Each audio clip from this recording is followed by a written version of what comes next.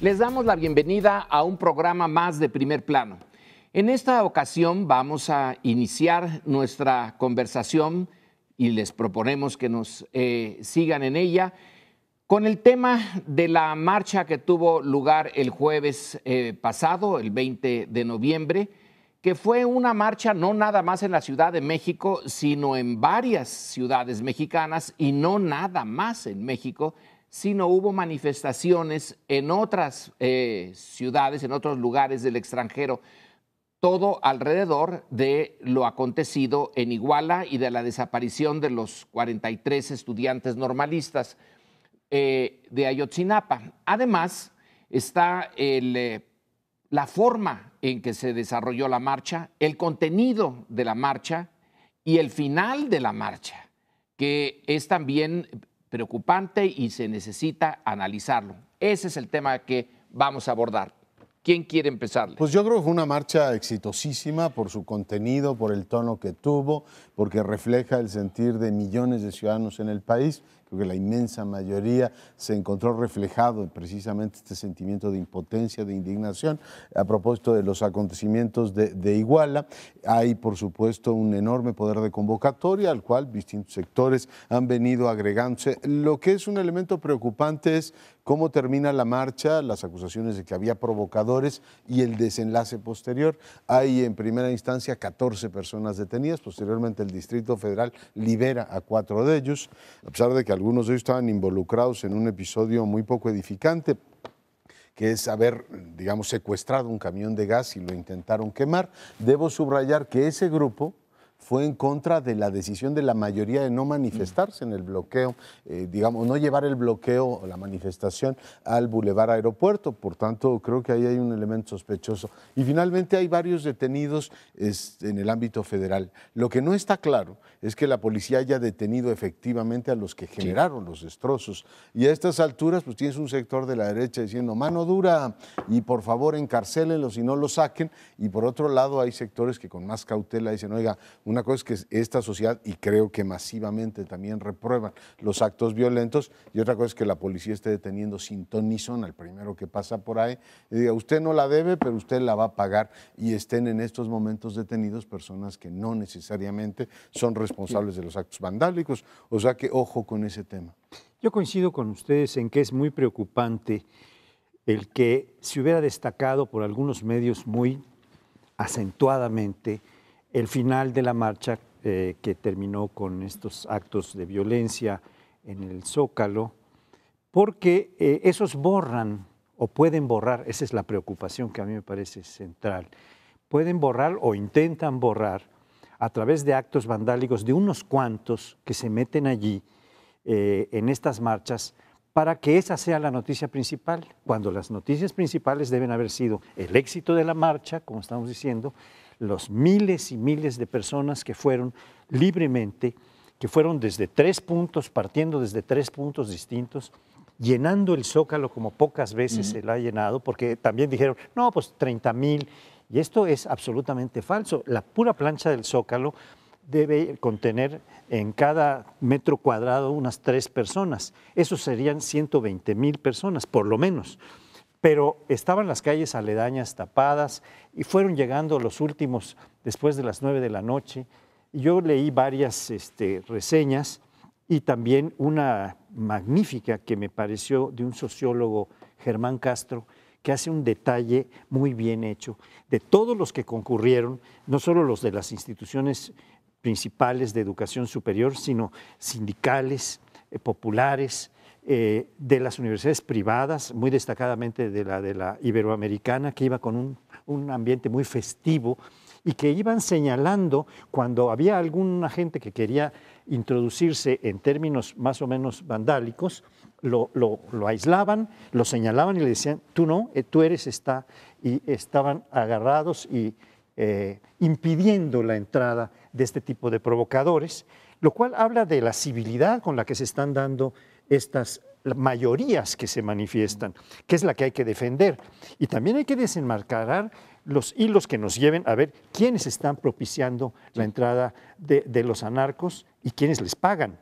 porque esto no es gratuito. Esta cantidad de recursos que se utilizan con bombas Molotov o con todo lo que ustedes quieran, tiene un financiero, tiene alguien que los está comprando. No sé quién es, pero sí debe investigarse a fondo. Ese es el punto, yo creo que debe de aclararse, pero no solamente de esta manifestación, de muchísimas que hemos tenido una tras otra desde hace mucho tiempo.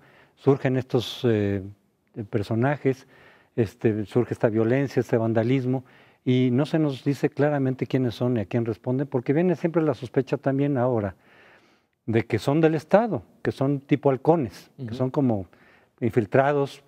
Se está llamando incluso al secretario de la Defensa a comparecer para que explique lo que aparentemente sería una intromisión del Estado, un poco como los halcones de aquella época, de los años 70, de decir, pues es que hay un carro ahí que tiene todas las características, o un automóvil, un auto, que tiene todas las características de ser militar, y ahí venían civiles, algunos de los cuales parece ser que eran estos vándalos encapuchados.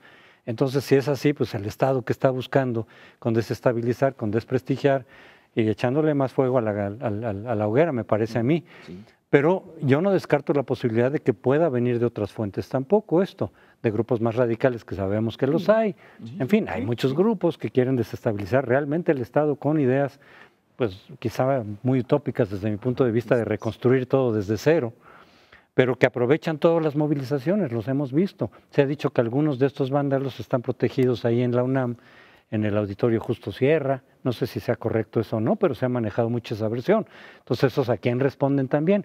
O quizás sea una confluencia tanto de provocadores por parte del Estado como de grupos, que es el peor de los dos mundos, porque entonces son extremistas de un lado y del otro, que efectivamente desvirtúan marchas que se están dando de manera civilizada, marchas que pueden expresar el descontento y la inconformidad perfectamente legítima de buena parte de la sociedad por lo que está ocurriendo, por lo de Iguala, pero que se puede fácilmente desvirtuar.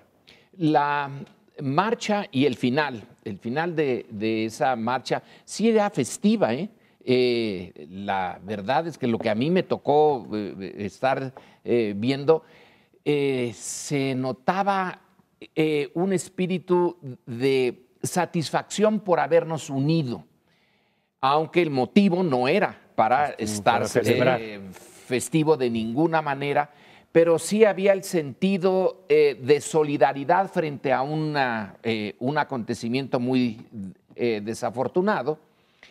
Pero el final hay que ligarlo con las palabras del presidente el día 18, en donde él dijo que había signos de que desde fuera, externos, alguien quería desestabilizar y alguien iba en contra ni más ni menos que de su proyecto nacional. Él habló nuestro proyecto, no sé exactamente quiénes somos nuestro proyecto, si es él, si es su grupo o si quería decir que toda la nación estaba metida en este proyecto. Pero un uso de esa naturaleza del lenguaje, quizá en otro país pudiera pasar inadvertido. Aquí no puede pasar inadvertido, porque tenemos una experiencia histórica. Y en el pasado, las manifestaciones de descontento se intentaron desprestigiar con esta idea durante la Guerra Fría de que el oro de Moscú estaba detrás de esto. Ahora ya no hay oro de Moscú, pero de todas maneras sigue. Entonces, ese discurso del 18 con el final de la protesta del 20 puede ser mera coincidencia desafortunada, pero pudiera no serlo. Entonces, por lo menos hay que tener conciencia, tanto de la presidencia como nosotros, de que hay palabras, conceptos que están cargados. Y hablar de desestabilidad cuando se tienen frente protestas tan imponentes como la del jueves pasado, sí hay que tener cuidado. No, el muro cayó hace 25 años y esta idea de una conjura internacional para desestabilizar a México, digo, las épocas de Díaz Ordaz a lo mejor tenía adeptos, pero en estos tiempos que corren parece algo absolutamente increíble. Además, la calle le demostró al presidente que no hay tal cosa como una conjura, o sea, la gente salió a la calle a mostrar su indignación y la composición de la marcha, lo heterogénea que era, el tono pacífico, incluso a pesar de que era un tema particularmente duro, era festivo, ¿no? La gente iba contenta de coincidir con sus semejantes, es decir, aquí estamos apropiándonos del espacio público para manifestar nuestra indignación por lo de Iguala y por otras razones. A mí lo que me preocupa mucho es el tema del marginal grupo provocador. No sé si llamarlos vándalos, no sé si llamarlos anarcos. Ellos mismos se llaman, ¿no? Anarquistas. Pero, finalmente sí es un grupo, es un apéndice del Estado. Encuentro poca lógica. O sea, lo que les comentaba hace un momento del Distrito Federal, parece increíble que el gobierno del Distrito Federal diga que hay detenidos primero porque intentaron incendiar un camión de gas y después los libera a todos. Después tienes al gobierno federal que detiene a 11 y ayer en la jornada una defensa de esos 11. Y yo digo, a ver, si son agentes pagados, como se ha dicho en redes sociales, incluso sale la foto de un individuo con un capuchón en un camión presuntamente militar, dice uno, ¿a qué vendría una defensa de 11 infiltrados del gobierno? La tesis de los porros es una tesis muy difundida, pero han tenido cobijo en espacios mediáticos y políticos estos mismos. Incluso un grupo de los normalistas de Ayotzinapa está pidiendo la liberación de esos 10, con lo cual, se los digo con toda claridad, ya no sé a qué lógica responden, porque si fueran agentes provocadores del gobierno, no veo en qué estos grupos estuviesen tratando de defender a precisamente estos individuos. Pero quiere decir que también se reconocen en una parte de ellos, con lo cual el panorama me parece todavía más difícil de entender. Yo quisiera destacar que además de la enorme marcha del Distrito Federal con la que hemos comentado, hubo 50 ciudades de nuestro país en donde hubo sendas marchas, algunas muy importantes, ninguna tan grande como la de la capital de la República. Aquí ya no se respira el mejor aire, pero se respira todavía una civilidad importante que se está manifestando desde hace mucho tiempo. Y algunas de ellas fueron verdaderamente excepcionales. Por ejemplo, recibí una nota de Guadalupe Morfín, de la de Guadalajara, y otras que sería largo exponer, donde pues daban albricias por haber tenido esta capacidad ciudadana en todo el país, puede decirse, y también en el extranjero las hubo. La otra cosa que quisiera destacar es que se canceló el festejo de la Revolución Mexicana, el oficial, el que se hacía con el presidente en la puerta de Palacio, en un desfile deportivo, etcétera, y se redujo a una pequeña celebración en el Campo Marte, campo militar o del ejército, donde hubo alguna ceremonia y algunos discursos. Pero hubo algunos estados en donde los gobernadores decidieron hacer una celebración tradicional de la revolución y en algunos hubo fracaso, hubo problemas, tuvieron que echar para atrás, en fin, esto es algo que está movilizando la atención nacional, no diría yo solo a los contingentes, sino la atención nacional y la tensión nacional. Ahora, la otra cosa que creo que queda como incógnita es estas movilizaciones que parece que van creciendo, ¿no?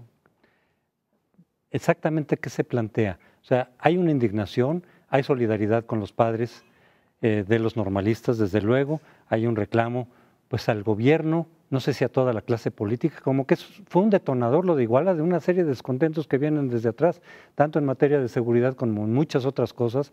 Entonces decir, bueno, ok, ¿qué más se plantea? Porque la investigación pues está dando algunos resultados, se esperan otros, algunos detenidos, la aparición con vida de los normalistas pues se ve muy remota, muy difícil.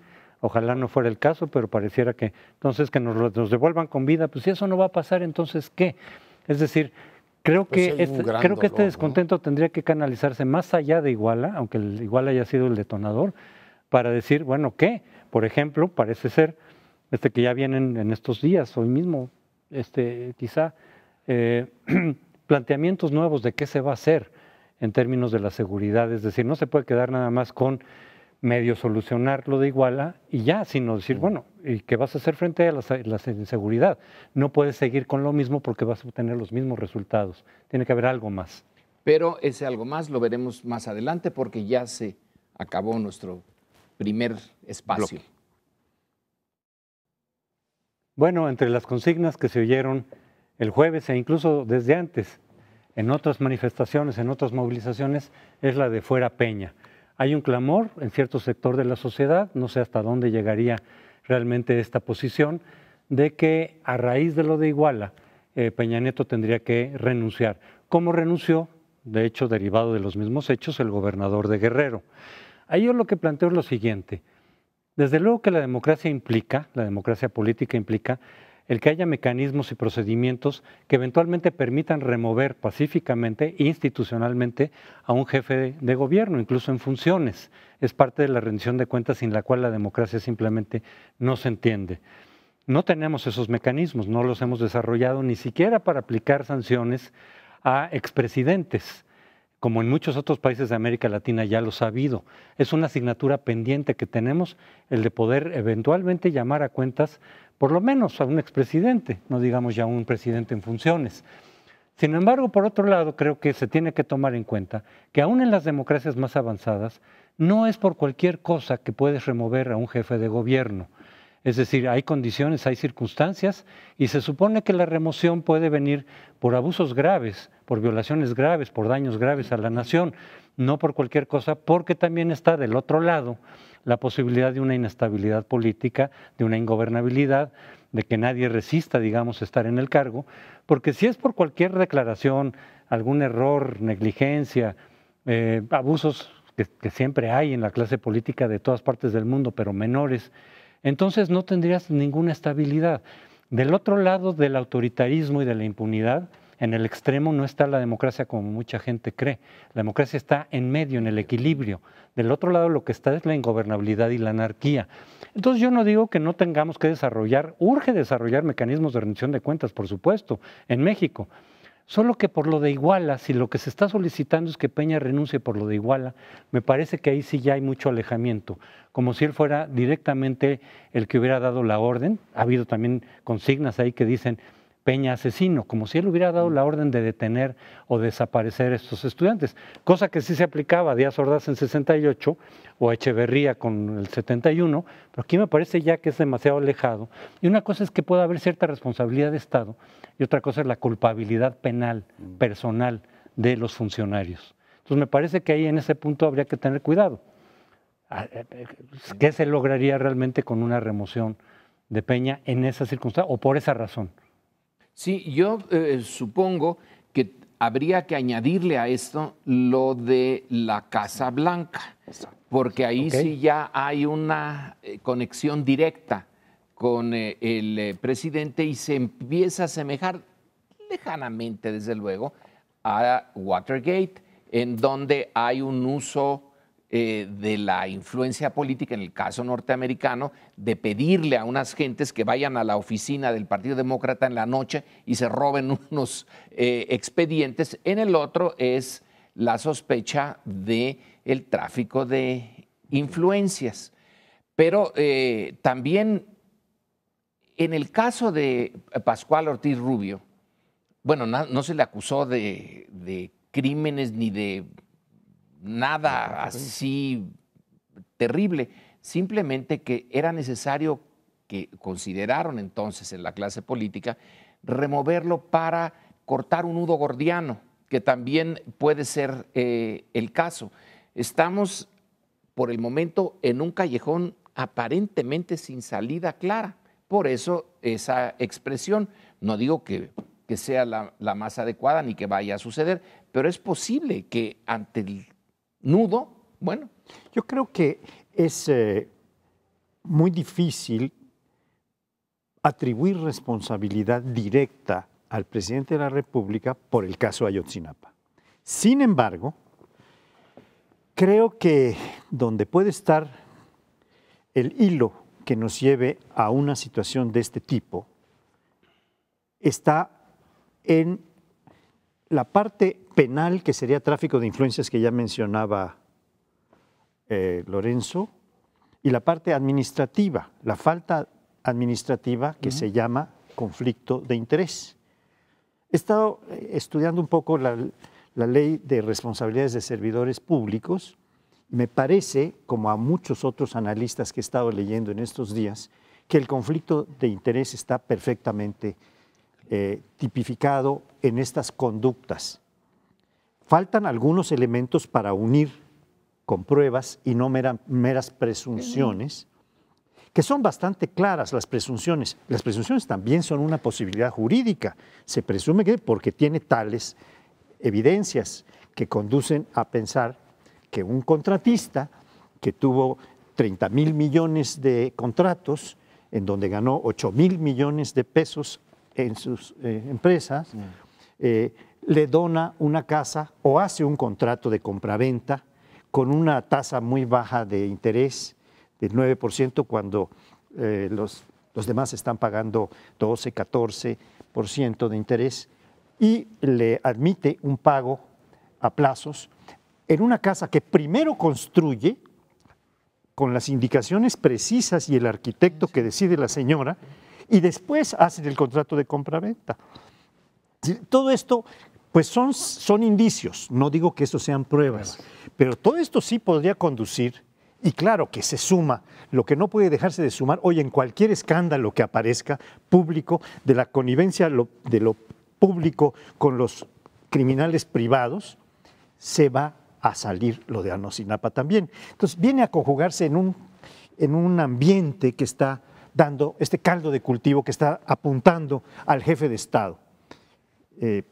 Y hay varios elementos más, ¿no? Es decir, había un movimiento previo que quería efectivamente su renuncia antes del 1 de diciembre para que se puedan convocar elecciones y se pueda, bueno, procesar por esa vía. Pero son varios temas. El primero es, yo creo que el conflicto de intereses está más o menos tipificado, está más o menos constituido en este caso, y lo que urge absolutamente es una investigación independiente que aclare con toda precisión por dónde van las cosas. O sea, por la información periodística y la declaración, digamos, pública por cierto, de la declaración de bienes del presidente, que aprovecho para decir, debería ser por ley, todo el mundo la debería tener y ya por norma, no ante casos excepcionales, y el tema de la declaración de renta de la señora del 2010. Hace falta una investigación independiente que aclare totalmente ese asunto y sí, con toda probabilidad, estamos ante un caso de conflicto de interés.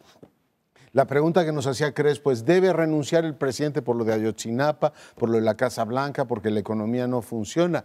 Mi opinión es que en un sistema presidencial, si tú pides la renuncia del presidente, abres una crisis constitucional, muy diferente a los sistemas parlamentarios, donde hay un relevo en el gobierno absolutamente normal, y si hay pues, cualquier episodio de este tipo, tú puedes decir, se va el jefe de gobierno. El problema es que aquí es jefe de gobierno y jefe de Estado. Lo que creo que es absolutamente urgente es la investigación imparcial, y por otro lado, el presidente sí debe mandar una señal clara de que entendió el mensaje de la calle, que entendió el mensaje de indignación. Parte de lo que vimos el 20 de noviembre también tiene como contenido el tema de la casa, ¿no? La desigualdad en un país que se declare, oye, ganó 130 millones, pues a lo mejor los ganó. Pero hay que recordar que el 7% de la población gana más de 10,000 pesos en este país. O sea, estamos hablando de diferencias enormes y eso obviamente lacera al cuerpo social. Pero termino, yo creo que el gobierno, el presidente sí debería ofrecer un cambio de gobierno ya en los próximos días, mandando un mensaje que entiende el sentido de la forma en que la sociedad está, leyendo lo de Ayotzinapa, lo de su casa o la casa de su mujer y algunos otros temas más. No hay manera de que eluda efectivamente ese juicio político y eso no implica ninguna crisis constitucional. Incluso en el caso de los sistemas presidenciales, en donde efectivamente se hace más complicado, más difícil la remoción del jefe de gobierno, porque se necesitan cuestiones ya propiamente legales, no solamente políticas como en un sistema parlamentario. El gabinete está diseñado también con fines políticos, no solamente administrativos. Es como fusibles que eventualmente se pueden quemar antes de que lleguen o el cortocircuito llegue a la presidencia, precisamente para proteger un poco la institución y solamente en casos ya más graves, como fue el Watergate desde luego, pudo haber sido el Irangate con Reagan, pero no llegó hasta arriba, pero podía haber sido también. En los sistemas parlamentarios donde es más fácil la remoción, la moción de censura, de remoción, aún ahí de todas maneras no es por cualquier cosa, se necesita una mayoría que incluye desde luego la votación de buena parte de los diputados de tu mismo partido. Entonces se necesita una cosa grave, porque si tú pides una remoción del jefe de gobierno por algo trivial, probablemente entonces eso se va a elecciones extraordinarias y se te revierte y tú eres el que pierdes tu curul. Es decir, los diputados que votan, es por cosas graves, no es por cualquier cosa tampoco. Claro. Entonces tiene que haber, sí, un cierto halo protector para buscar ese equilibrio. Ahora, nosotros efectivamente estamos inclinados hacia la impunidad, entonces sí hay que desarrollar mecanismos de rendición de cuentas. En ese sentido me parece que la iniciativa de anticorrupción que presenta el PAN sería un avance importante y que ahí sí las condiciones de crisis política y de legitimidad que estamos viviendo serían las adecuadas para que la clase política acepte y mejore incluso, si se puede, esa iniciativa donde da autonomía a una serie de instituciones para realmente buscar la corrupción, para realmente castigarla, le da dientes a la Auditoría Superior de la Federación, crea un fiscal anticorrupción con autonomía respecto al Estado, que eventualmente sí nos permita ir avanzando de manera significativa en la rendición de cuentas, que pueda incluir, desde luego, al jefe de gobierno. Sí, no claro. Tiene por qué quedar excluido. Al presidente. Al presidente, jefe de gobierno, jefe de Estado, no debe de quedar excluido de esto, solo que sí, no por cualquier cosa. Cuando Leonardo dice, entre las condiciones que pones ahorita para poder resolver la crisis en que estamos metidos en la política mexicana, una comisión independiente que investigue. Bueno, en teoría suena muy bien, en la práctica es una imposibilidad. Sí, claro. ¿Quién va a ser realmente independiente? Todos los que estamos viendo ahora de comisiones y de instituciones, grupos colectivos, el Instituto Nacional Electoral, para empezar, pues es una negociación de partidos. Independientes. Yo ya no veo a nadie en México. Sería casi una revolución, Leonardo. Sí. Sería casi. No, yo creo que por ahí se debe transitar. Igual hubo, cuando ha habido crisis de credibilidad enormes, comisiones especiales. Por cierto, el presidente de la Comisión Nacional de Derechos Humanos encabezó la del caso Colosio. Si un abogado, por encima de cualquier sospecha, se le pide una investigación completa sobre ese tema, yo entiendo que las condiciones y la tradición de este país llevan claramente al escepticismo. Pero tal como están las cosas, yo creo que sería algo que airearía o le daría, no sé si ligado al nuevo Sistema Nacional Anticorrupción, pero le daría un poquito de credibilidad. Ciertamente estamos ante una crisis de autoridad moral de la Presidencia de la República y necesitan, digamos, ventilarla con algo así, ¿no? Yo creo, para terminar en los poquísimos segundos que nos quedan, que sería muy difícil que sin el apoyo y los recursos públicos se pueda tener una comisión independiente. Y sería independiente en cuanto a las personas que lo formaran, pero no en cuanto a los recursos, porque sin recursos esa comisión pues iría a azotarse contra una realidad imposible de ser investigada. Pero es donde el Congreso, que es multipartista, tendría que jugar un papel, ¿no? Claro. No el gobierno, sino el Congreso. También podría ser una comisión de investigación parlamentaria. Pero sí, con fuerza real, con dientes, que eso todavía no tenemos. Regresamos en unos minutos. Bueno, y todos estos asuntos de seguridad pública, indignación por la impunidad, en fin, distintos temas se combinan con una economía que simple y llanamente no despega. Nos habían dicho que este año, ya con las reformas aprobadas, el país iba a presentar una dinámica completamente diferente, y hay de mí, los datos, y hay de nosotros, porque vamos todos en el mismo barco, los datos no mueven al optimismo. Los distintos observadores de la economía nacional han venido recortando su pronóstico de crecimiento y finalmente el gobierno ha doblado el brazo y el viernes decía, a ver, en el mejor de los casos vamos a crecer 2.6 y la estimación está más cercana al 2 que al 2.6, se dio una banda muy amplia de medio punto. Los indicadores de este grupo que analiza cómo se están moviendo los indicadores económicos, que me parece muy interesante el cómo vamos, indica que pues, estamos todos en semáforos entre anaranjado y rojo. Es decir, ni la inversión está en los niveles que esperábamos, ni los niveles de empleo van a llegar al 1.200.000 que esperábamos. Vamos a llegar a los 900.000 si nos va bien. En fin, si uno va revisando indicador por indicador, la economía no mejora, que era la parte fuerte de la propuesta de las reformas. Y bueno, pues tenemos un ambiente, hoy se publica una encuesta de Ulises Beltrán en Excelsior, en el cual la economía vuelve a aparecer como una preocupación importantísima. Y la gente pues no tiene empleo, o si tiene empleo no está adecuadamente remunerado, y el ambiente, o sea, el ánimo del soberano es un ánimo muy, muy negativo. y la inevitable comparación histórica. Yo no sé qué saquen ustedes de esta comparación, pero cuando eran las épocas gloriosas del sistema económico cerrado, de la economía protegida, crecíamos al 6%.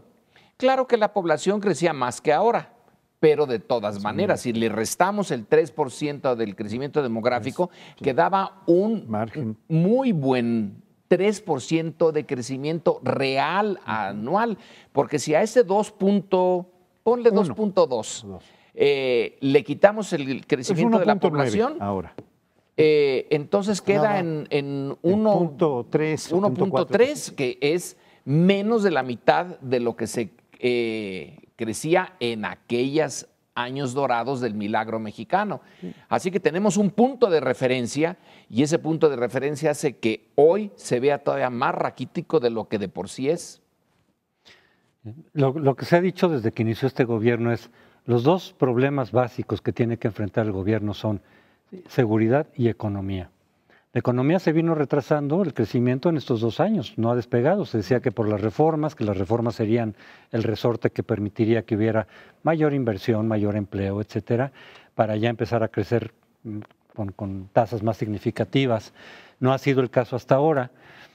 Y la seguridad, pues como que se ocultó, ¿no? No es que se haya resuelto, sino como que se voltearon las cámaras y los reflectores hacia otro lado, se generó un poco la fantasía de que las cosas podían ir mejorando, se manejaron cifras en el sentido de que disminuían los delitos, pero ahora hemos visto que no, que el problema sigue ahí y al contrario, como que está exacerbado, digamos, el asunto de la seguridad. Entonces, son dos elementos que no se ve claro cómo va a resolver este gobierno, porque lo de la seguridad no se ve todavía claro qué pasa después de Iguala, digamos, para vincularlo con el tema de los otros segmentos, pero la economía tampoco. Entonces también estas reformas estructurales que ya se aprobaron van a resultar o no, van a atraer capital o no. Lo de la seguridad puede opacar también las oportunidades o puede desincentivar a quienes eventualmente quisieran venir a invertir. Decir, pues sí, pero aquí la cosa está muy complicada. Entonces, si la economía no crece, pues entonces el gobierno sí no va a tener nada que ofrecer en lo que viene. Vamos a ver qué repercusión tiene eso primero para la elección del año que viene para el PRI, que no está nada claro, porque los otros partidos tampoco están precisamente que muy bien. Pero sobre todo en lo que resta del gobierno de Peña, ¿sí? Entonces, ¿qué es lo que va a ofrecer este gobierno?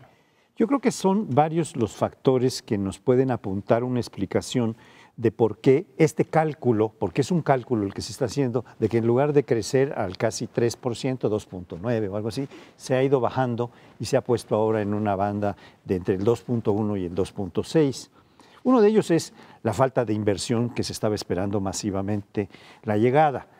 Está llegando, y ya estamos en el penúltimo mes del año, y terminándolo, de tal manera que lo que pueda llegar en diciembre ya se ve como muy escaso. El segundo es el golpe, bueno, este golpe de la no inversión se debe en parte al clima de inseguridad, al clima de secuestros que hemos estado teniendo todo este año, de combates violentos con las fuerzas públicas, de los cierres de carreteras y todo esto, que en parte ha dejado de hacer fluir el turismo. Veamos el caso Acapulco, que es uno de los más recientes, porque en el puente largo del 20 de noviembre, que fue del 17 de noviembre realmente, se vio claramente cómo hubo cerca de 20,000 cancelaciones en los hoteles, restaurantes, etcétera. Y eso es en una plaza muy característica, pues que está en Guerrero, es el puerto que atrae mucho turismo de Acapulco. Pero en las otras plazas, como en Cancún y en otras, también ha habido cancelaciones. Entonces, el turismo es la tercera fuente de ingresos del país. Si se ha cohibido, se ha retenido, pues estamos teniendo ahí una explicación. Y todo esto también se relaciona con la corrupción, porque muchos empresarios que podrían venir a invertir dicen, bueno, yo voy a invertir, pero me tengo que asociar con los poderosos para poder invertir. Y luego me van a cancelar una porque me asocié con ellos, porque no hay otra. Así dicen algunos, por ejemplo, algunas empresas como Walmart han dicho, oiga, pues sí, yo he tenido que dar, porque es la única manera de poder abrir es el colmo, pero todo esto puesto junto está hablando de este cálculo que ahora el gobierno tiene que decir, no, sí, calculamos tanto, pero no vamos a hacer más del 2%. Yo creo que el tema de la corrupción, lo del turismo no estoy seguro que sea así, porque finalmente se han roto récord de ingreso de turistas extranjeros este año, la macroeconomía está estable, el gobierno ya se asentó y por tanto los argumentos, pretextos diría el otro, se van acabando. Es decir, oiga, ya están asentados en el gobierno. El primer año, ¿se acuerdan que dijeron? Es que estábamos entrando, entonces el gasto público no lo pudimos dar en tiempo y forma. Este año ese pretexto ya no está. El tema de la crisis de ladrillo, se supone que ya se absorbió y que ya no tenemos este problema. Es decir, se van acabando los argumentos para explicar por qué la economía mexicana no crece. Y se había dicho, no, una vez que las reformas estén, entonces va a llegar masivo el capital y en este país se va a sentir la prosperidad. Tal cosa no ha ocurrido. Yo creo que la hipótesis de la corrupción es una hipótesis muy sólida. Hay mucha gente que dice, a ver, son nuevas reglas, sí, pero son los mismos croupiers los que están tirando la baraja, y ya vimos el caso con China, una inversión de 3.300 millones parada hasta nuevo aviso, porque llanamente se canceló la licitación. A mí lo que me parece más intrigante, y aprovecho estar con mentes también amuebladas como ustedes para preguntarlo, es ¿a dónde demonios está yendo el dinero público? Es decir, puedo entender que el dinero privado no llegue por la desconfianza de la corrupción, pero se supone que el gasto público ha sido enorme y uno diría, bueno, pues se debería estar notando o en obras públicas o en crecimiento económico, pero ya sacabas tú las cuentas, Lorenzo, cuando creces al 2% te dicen, pues usted está creciendo inercialmente, es decir, no se nota absolutamente nada de lo que ha hecho, y yo creo que ahí sí hay una responsabilidad gubernamental que no ha quedado todavía clara, y no me quedo con el tema de la inseguridad pública, pues este país era inseguro en el sexenio de Calderón y sigue siendo inseguro ahora, y no por eso tienes variantes económicas tan relevantes. Si la gran inversión automotriz no está considerando si hay o no casos como los de Iguala. Afecta la imagen del país, pero no es un elemento determinante de la inversión. Así es que sí hay una responsabilidad directa de un gobierno que no atina a explicarnos por qué. Ahora sí no hay elementos externos, Estados Unidos está creciendo, etcétera, de decir, bueno, ¿y ahora qué les decimos? Es decir, ¿cómo explicamos este 2.2? Y yo sigo viendo ahí una, digamos, omisión importante en materia del discurso gubernamental. Y otro tema que no tocaste, Leonardo, bueno, no tenías por qué tocar todos, pero sería bueno por lo menos apuntarlo, es el de la deuda.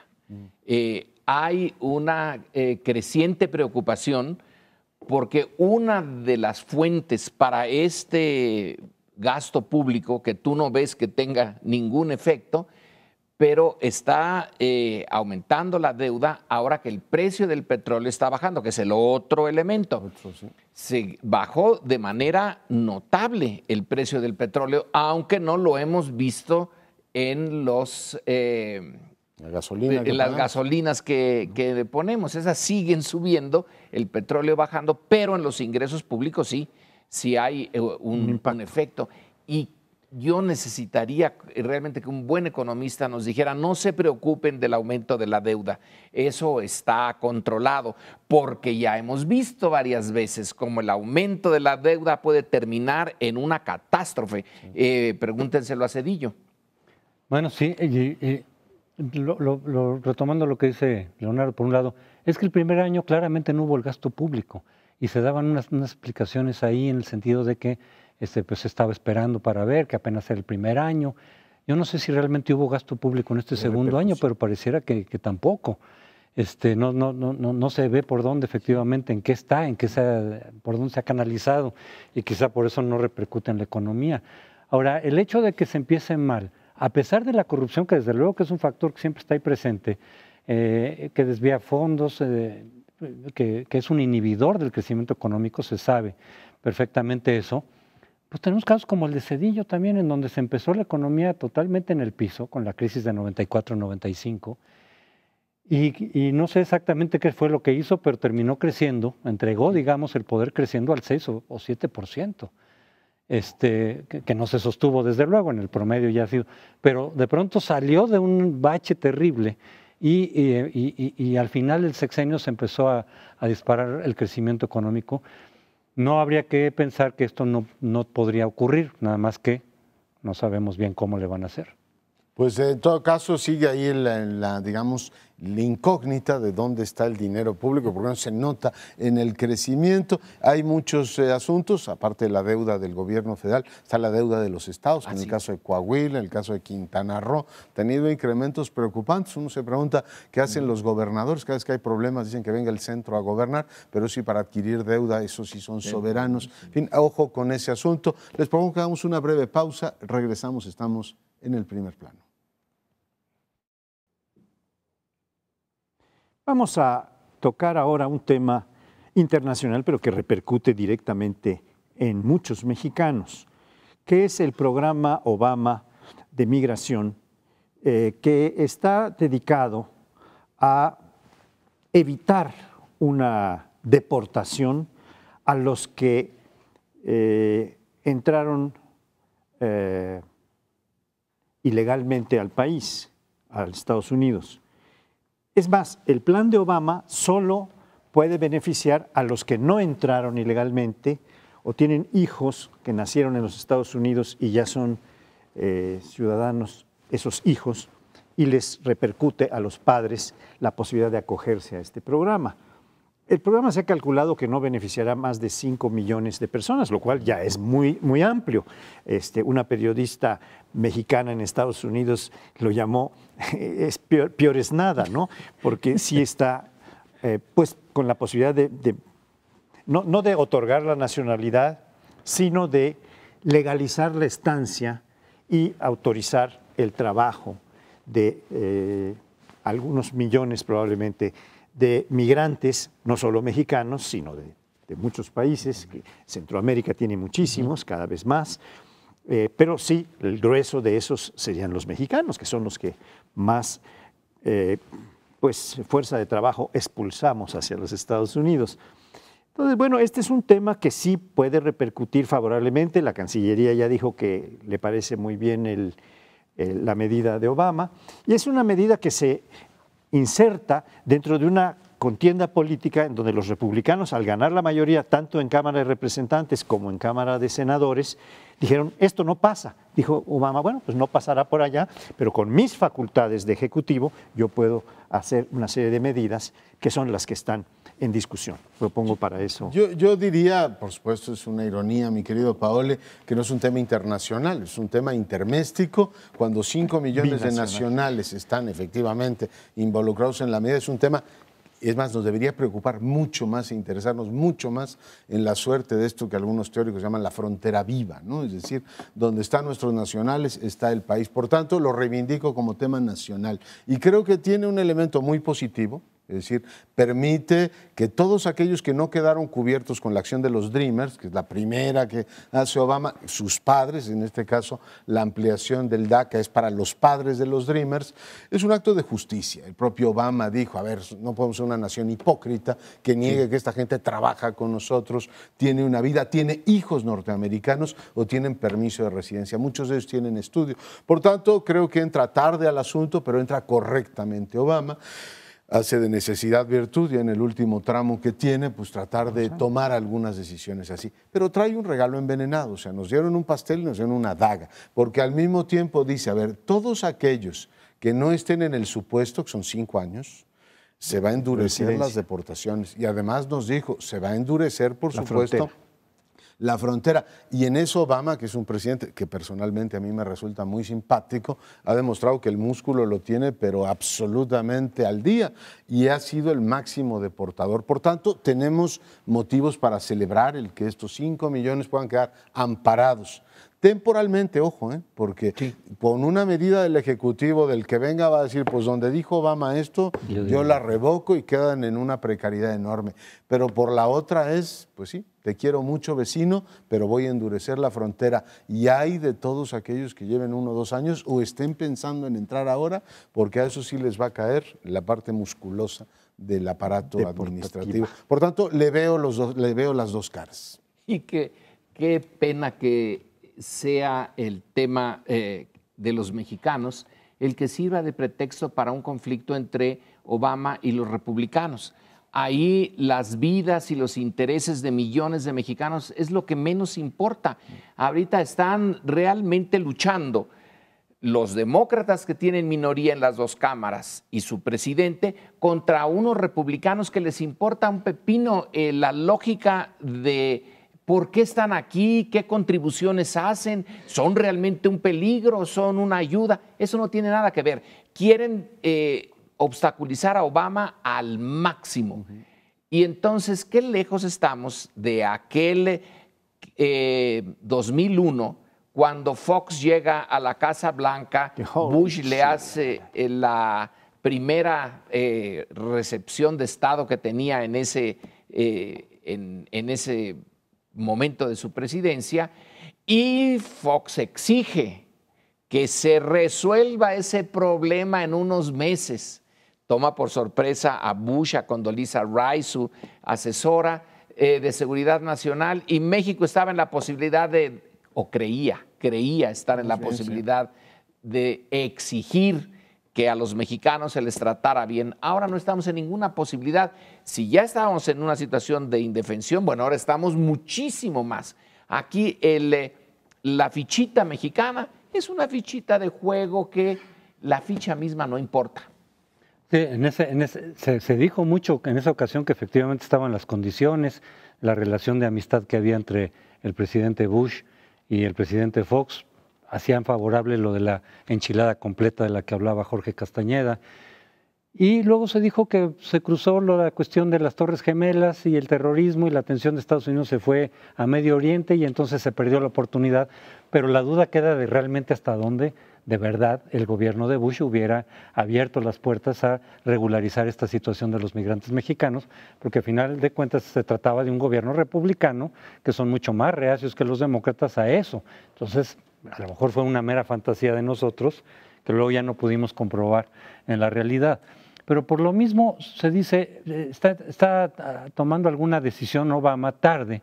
Bueno, porque todo el resto del tiempo quiso hacerlo por la vía de la negociación con los republicanos a través del Congreso, que no fuera precisamente una decisión de decreto del Ejecutivo, que por lo tanto es precaria.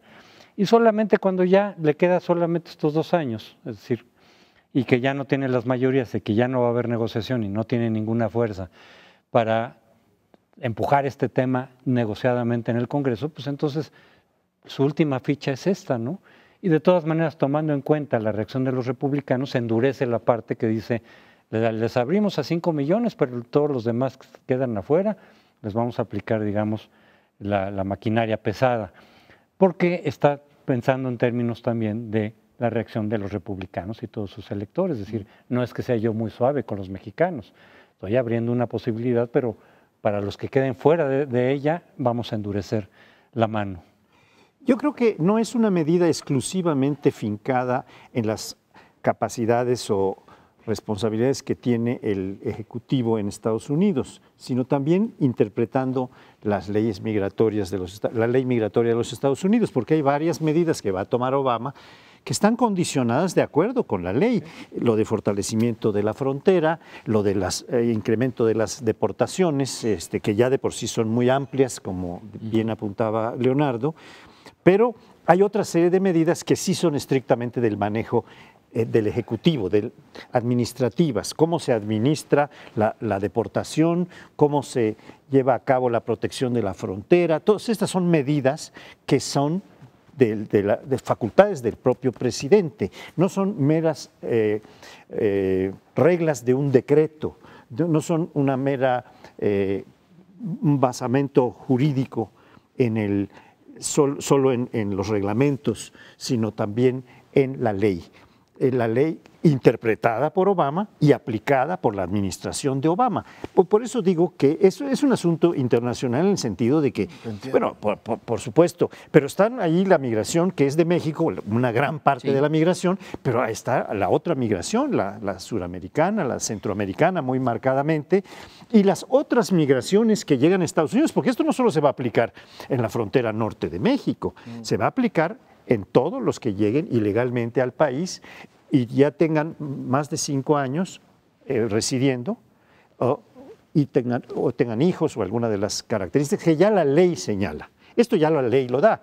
Muchos mexicanos han logrado su nacionalidad incluso alegando que tienen hijos que nacieron y que están estudiando en Estados Unidos y que han sido atendidos, en fin, etcétera, etcétera. Entonces, como una repercusión a los padres que entraron de alguna manera y tienen ya mucho tiempo de residir, es que están haciendo este beneficio, ¿no? Cuando decía lo internacional, lo digo irónico, obviamente es un asunto de los Estados Unidos en primera instancia, pero a mí me sigue sorprendiendo que la clase política mexicana vive de espaldas esa realidad. Son millones de compatriotas que viven en los Estados Unidos que penan, y aquí el asunto es, pues háganse ustedes lo que puedan, es decir, intenten resolver su problema como puedan. Hay una actitud absolutamente escapista de la clase política, pero no me extiendo en el asunto. Por cierto, la oposición en todos estos escándalos que comentamos en los 3 primeros bloques, como que se tomó vacaciones, ¿no? Yo digo, ¿y dónde está la oposición en toda esta crisis? O sea, ¿qué está diciendo el PAN, qué está diciendo el PRD de todos estos temas? Pero no me extiendo, a eso me refería con lo de nacional e internacional. Leonardo, pero si tú dices que es una clase política escapista respecto de los mexicanos en Estados Unidos,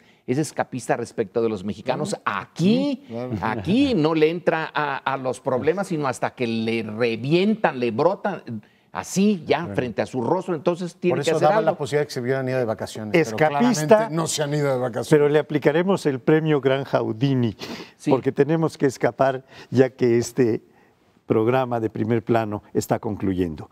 Nos despedimos hasta la semana entrante.